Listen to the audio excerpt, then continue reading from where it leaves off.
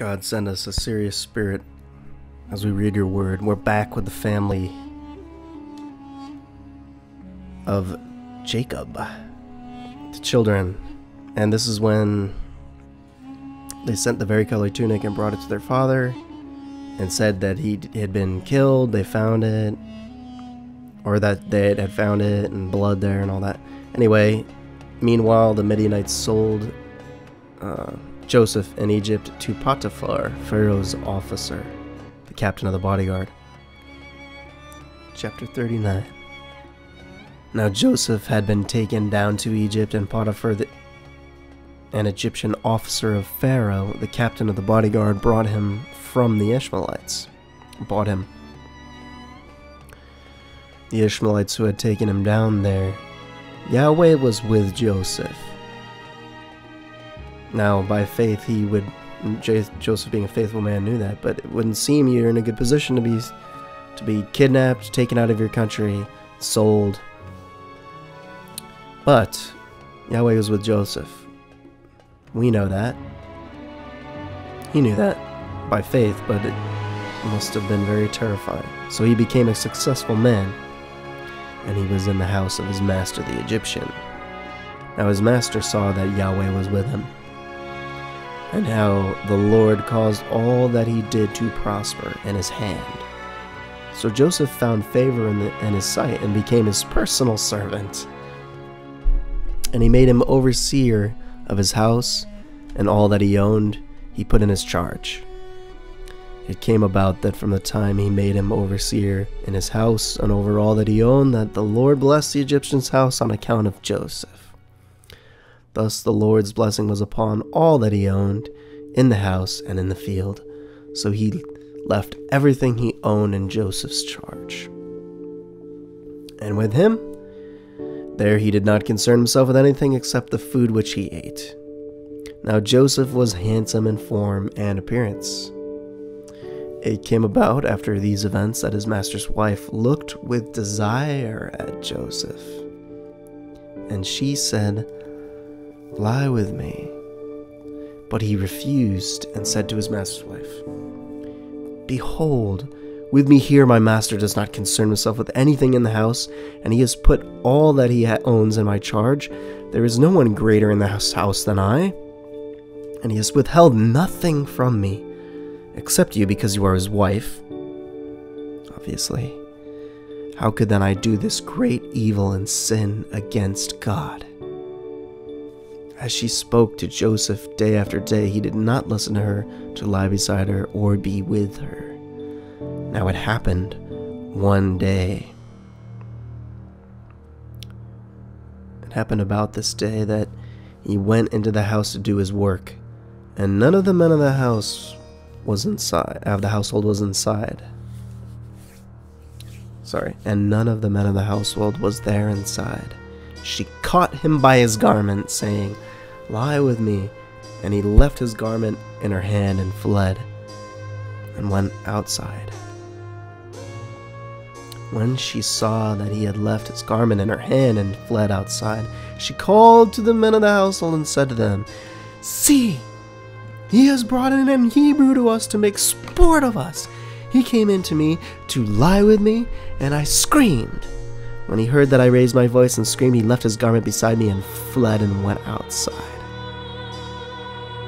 So she let lie beside her the garment until his master came home. Then she spoke to him with these words, "The Hebrew slave whom you brought to us came in to me to make sport of me. And as I raised my voice and screamed, he left his garment beside me and fled outside." Now when his master heard the words of his wife, which she spoke to him, saying, "This is what your slave did to me," his anger burned.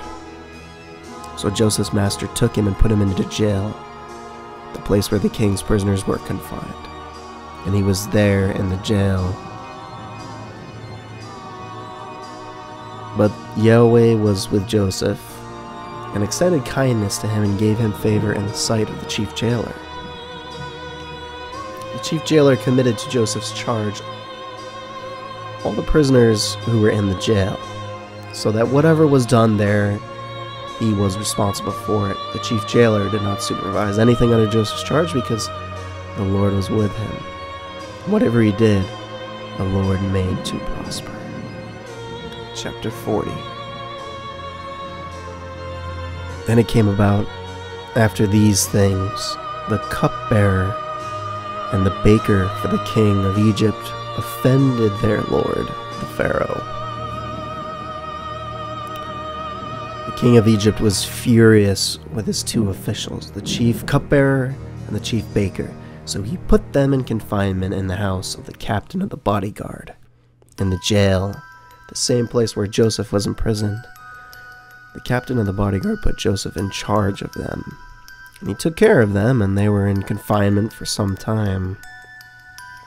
And the cupbearer and the baker for the king of Egypt, who were confined in the jail, both had a dream the same night, each man with his own dream, and each dream with its own interpretation. When Joseph came to them in the morning and observed them, behold, they were dejected. He asked Pharaoh's officials who were with him in confinement in his master's house, "Why are your faces so sad today?" Then they said to him, "We have had a dream, and there is no one to interpret it." Then Joseph said to them, "Do not interpretations belong to God? Tell it to me, please." So the chief cupbearer told his dream to Joseph and said to him, "In my dream, behold, there was a vine in front of me. And on this vine there were 3 branches. As it was budding, it blossomed and came out, and its clusters produced rich grapes. Now Pharaoh's cup was in my hand, so I took the grapes and squeezed them into Pharaoh's cup, and I put the cup into Pharaoh's hand." Then Joseph said to him, this is the interpretation of it, 3 branches are 3 days. Within 3 more days Pharaoh will lift up your head and restore it to your office, and you will put Pharaoh's cup into his hand according to your former custom when you were his cupbearer. Only keep me in mind when it goes well with you, and please do me a kindness by mentioning me to Pharaoh, and get me out of this house. For I was in fact kidnapped from the land of the Hebrews, and even here I have done nothing that they should have put me into the dungeon." When the chief baker saw that he had interpreted favorably, he said to Joseph, "I also saw in my dream, and behold, there were 3 baskets. 3 baskets of white bread on my head. And in the top basket there was some of all sorts of baked food for Pharaoh, and the birds were eating them out of the basket on my head." Then Joseph answered and said, "This is the interpretation. The 3 baskets are 3 days. Within 3 more days Pharaoh will lift up your head from you, and will hang you on a tree, and the birds will eat your flesh off you." Thus it came about on the 3rd day, which was Pharaoh's birthday, that he made a feast for all his servants, and he lifted up the head of the chief cupbearer and the head of the chief baker among his servants, restoring the chief cupbearer to his office. But he put the cup into Pharaoh's hand.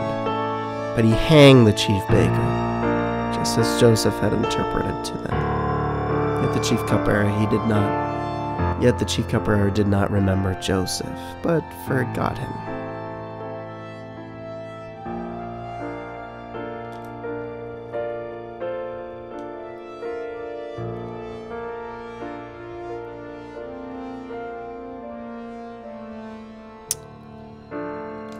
I think I'll keep this there.